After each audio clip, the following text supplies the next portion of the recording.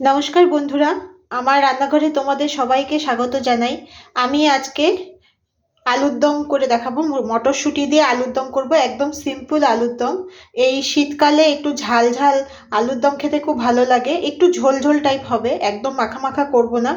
গরম ভাতের সঙ্গে আলুর দম এরকম খেতে খুবই ভালো লাগে। তা আমি একদম সিম্পলভাবেই রান্না করব। তা আমি তার জন্য নিয়ে নিয়েছি এখানে আলুগুলোকে আমি সিদ্ধ করিনি, আমি কাঁচা অবস্থায় রেখেছি। কারণ কাঁচা অবস্থা দিয়ে করলে মশলাগুলো বেশ ভালো ঢোকে, খেতেও খুব ভালো লাগে। তা আমি এখানে অল্প ছোট আলুকে, মানে একদম ছোট ছোট আলু পাইনি, একটা দুটো আছে এরকম আলু গোটা রেখেছি। বাকি একটু বড় সাইজের আলুকে আমি এরকম আধখানা করে কেটে নিয়েছি। তার সঙ্গে দেব, আমি এখানে আছে টমেটো, এখানে আছে মটরশুঁটি, এখানে আছে লঙ্কা, আর এখানে ফোড়নে দেওয়ার জন্য আছে পেঁয়াজ কুচি আর রসুন কুচি, সঙ্গে দেব তেজপাতা। তার সঙ্গে লাগবে তোমার এখানে আদা রসুন পেঁয়াজ শুকনো লঙ্কা একসঙ্গে বাটা। তার সঙ্গে লাগবে অল্প শুকনো লঙ্কার গুঁড়া আর হলুদ। আমি কাশ্মীরি লঙ্কার গুঁড়া ইউজ করছি না, আমি ডিরেক্ট লঙ্কার গুঁড়াই ইউজ করছি। তার সঙ্গে লাগবে তেল আর লবণ। তো চলো, কড়াই আমাদের গরম হয়ে গেছে, এখন আমি এখানে তেল দিয়ে দেব।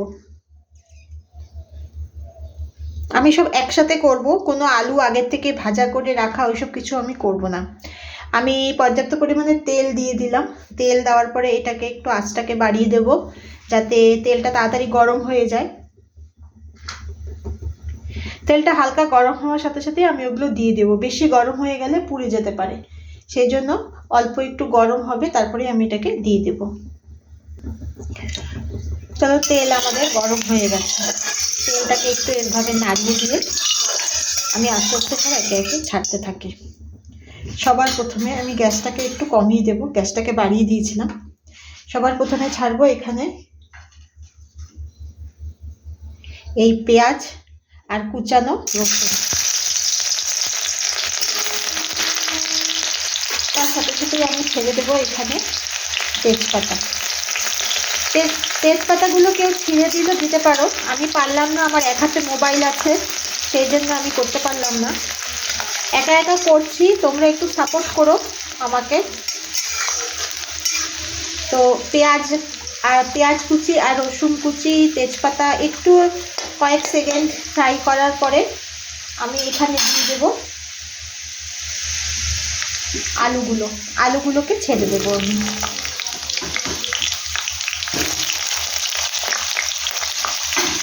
টমেটোটা আমি একটু পরে দেবো।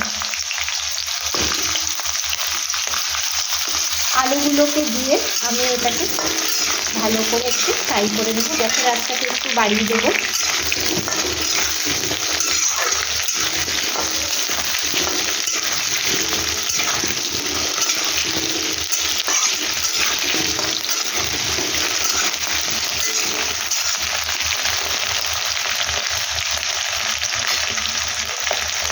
এটা অল্প ফ্রাই হতে হতে আমি এখানে দিয়ে দেবো একেবারে পর্যাপ্ত পরিমাণে লবণ।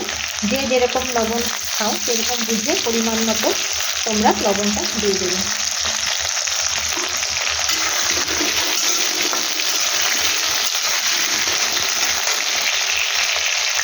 তারপরে এখানে আছে লঙ্কার গুঁড়া আর হলুদ, এটাও আমি দিয়ে দেবো।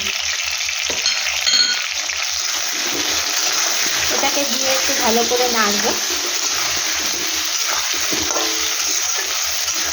ভালো করে নেড়ে আমি এখানে আদা রসুন পেঁয়াজ লঙ্কা একসঙ্গে বাটা আছে, এটা আমি দিয়ে দেবো। আমি এটা একেবারে পর্যাপ্ত পরিমাণে নিয়ে নিয়েছিলাম,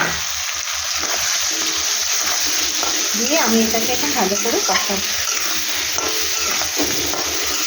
এটাকে ভালো করে অনেকক্ষণ ধরে নাড়তে হবে, যাতে মশলাগুলোর সাথে আলুগুলো একসঙ্গে সব মিশে যায়। এটা 4 থেকে 5 মিনিট কন্টিনিউ এভাবে নাড়তে হবে।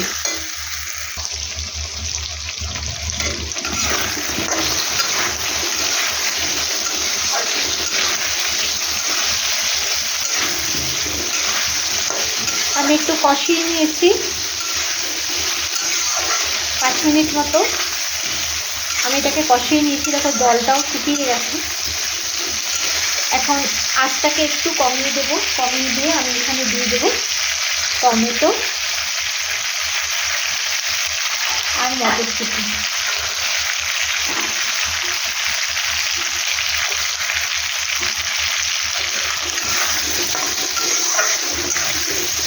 টমেটো আর মটরশুঁটি দিয়েও 1 থেকে 2 মিনিট আমি এটাকে নাড়তে থাকবো।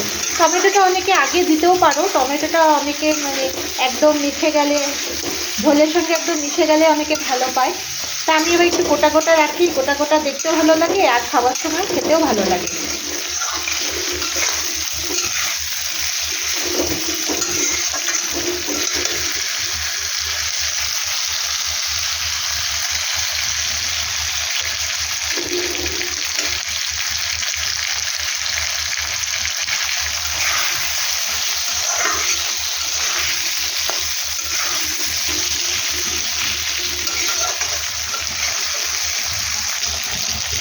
অল্প মিষ্টি দেব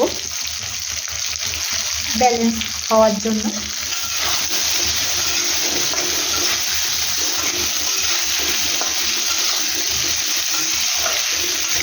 এমনিতে আমরা ঢাকার মানুষরা রান্নাতে একটু মিষ্টি বেশি খায়। সব বেশিরভাগ খাওয়া হয় সবজি রান্নাতে, নানা ধরনের সবজি রান্না একটু মিষ্টি ব্যবহার করি। আর মাংসতে, চিকেনে অল্প করি, চিকেন মটন ওগুলোতে অল্প অল্প, মাছ সব মাছে করি না। আবার কিছু কিছু মাছের রান্নার রেসিপি এমন আছে একটু মিষ্টি দিতে হয়, মিষ্টি না দিলে খেতে ভালো লাগে না। তো এই আলুর দমে একটু মিষ্টি দিলাম আমি, যাতে ইয়েটা ব্যালেন্স, খাবার ব্যাপারটা ব্যালেন্স হয় আর কি।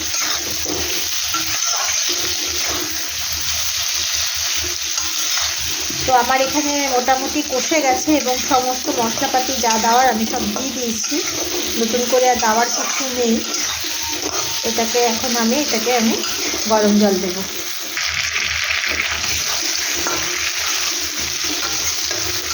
এখন আমি এখানে একটু গরম জল দিয়ে দেব। এই যে আমি এইটা কেটলিটার মধ্যে গরম জল করে নিয়েছি। রান্নাতে আমি এখানে সবসময় গরম জলই দিই, গরম জল দিলে ভালো, রান্নার স্বাদটা একই থাকে, নষ্ট